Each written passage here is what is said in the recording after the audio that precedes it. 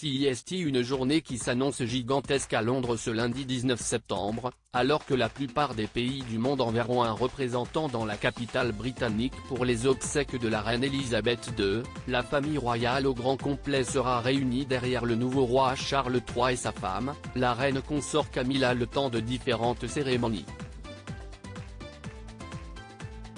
À partir de midi heure française, 11h, heure locale, une procession débutera en effet sur les bords de la Tamise pour transporter le cercueil de la reine Elisabeth de Westminster Hall, où il est actuellement présenté au public, à Westminster Abbey, pour une grande cérémonie religieuse. Dans l'assistance, Emmanuel Macron, Joe Biden ou encore toutes les têtes couronnées européennes qui devraient être nombreuses à faire le déplacement.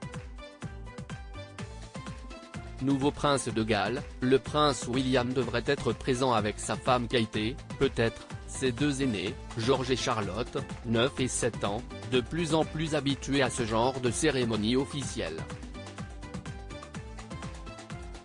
Son cadet, Louis, restera en revanche probablement sous la surveillance des nourrices. Son frère le prince Harry, sera également présent et accompagné de sa femme, Meghan Markle.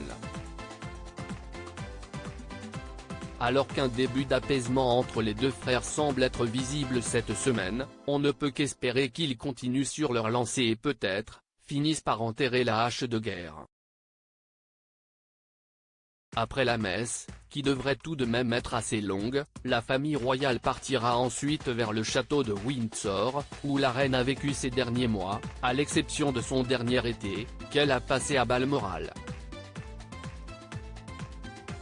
Là, une nouvelle cérémonie sera célébrée de manière bien plus privée, et les membres du clan diront enfin au revoir à leur aïeul, décédé jeudi 8 septembre.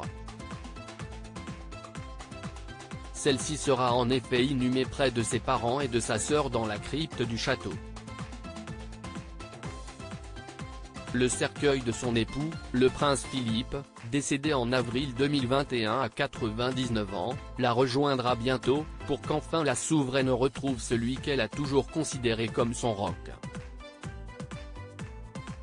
La fin d'une très longue semaine, qui a vu le cercueil traverser l'Écosse, puis Édimbourg avant d'être transféré à Londres où des centaines de milliers de Britanniques se seront précipités pour la voir une dernière fois.